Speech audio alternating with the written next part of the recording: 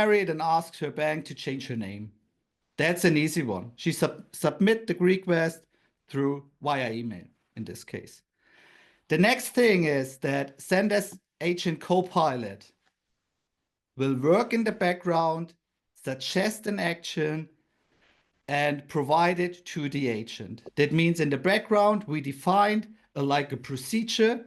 It's similar to a procedure for an agent, but here you have your supporter in the background.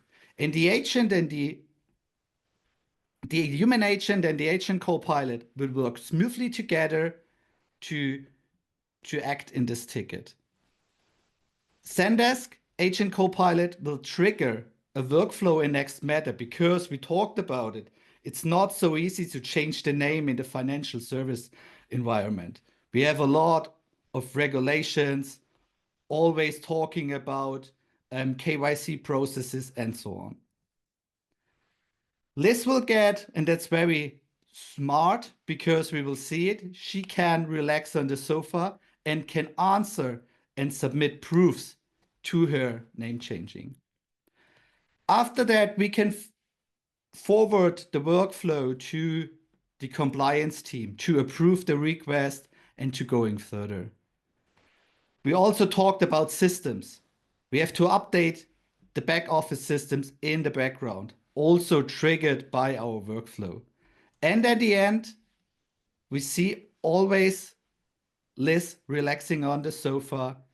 She changed her name and she's still relaxed. I will now hand over to Thomas that you can see how it looks like in the system. And we will also have a few deep dives. Okay, let's start this demo. So we have Liz. He sent an email to the bank in order to change her name. What we see here is a system picking up that ticket and automatically detecting that this is a name change. And we detect an order number or account number. And the system, Copilot, will offer the agent the ability to start a workflow in Next Matter to change the request. The agent just has to click approve. Is still in control. If it's the wrong action, we'll change it. But by clicking approve, we start a workflow in Next Matter. This workflow will do a couple of things. One of them, it will send a message to Liz to let her know that we started the process.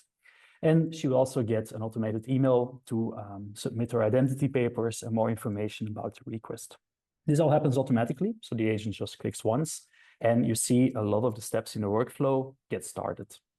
So we link it to the ticket, we send the verification email, and now we're waiting for Liz to upload the required information before we can move forward.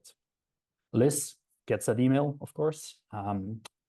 And when she clicks on the link, she goes to a portal from Next Matter where she can upload the information. What's nice to see here is that even without the agent manually copying and pasting data, we've picked up her name, her email address, her account number, and her new name that she wants, all from the context of the email. It's pre-filled on the form. So all Liz has to do is upload her certificate, of course, sign with a signature to let know it's valid, and then we submit it. But all the manual copy and pasting of information between systems has been handled by Copilot, entity detection, and the workflows in Next Matter. Liz has now submitted the ticket. Of course, the agent can't really do anything yet. We need to wait for the compliance team to validate the information. And without the agent even having access to the personal information, the documents of Liz, you can clearly see that we're now waiting for the compliance team. So privacy and all is still arranged. The agent just sees the workflow, and the compliance team, they see all the information they need to validate that request. So there's a nice distinction there between all the information. Now we're looking at the workflow from the compliance team's view. So this is Petro from the compliance team, and he sees that same context. So the account number, the date of birth, the old and the new name, all the certificates that she uploaded, all safely stored. And he sees the signature, and he can choose to either approve or decline the request. By approving it, that decision, of course, logged because this is a change. You need to know who made that change. And all the next steps of the process will also be handled automatically. So we get an internal note noting that the automation team is looking at it.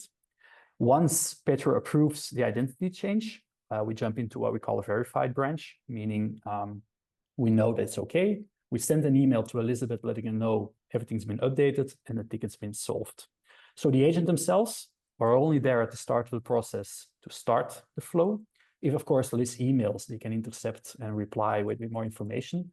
But what's nice to see is that even the placeholder name has now been changed to Liz Smith, her new name. So right from the get-go, Liz knows that it's not only validated, but she gets confirmation that it's actually there.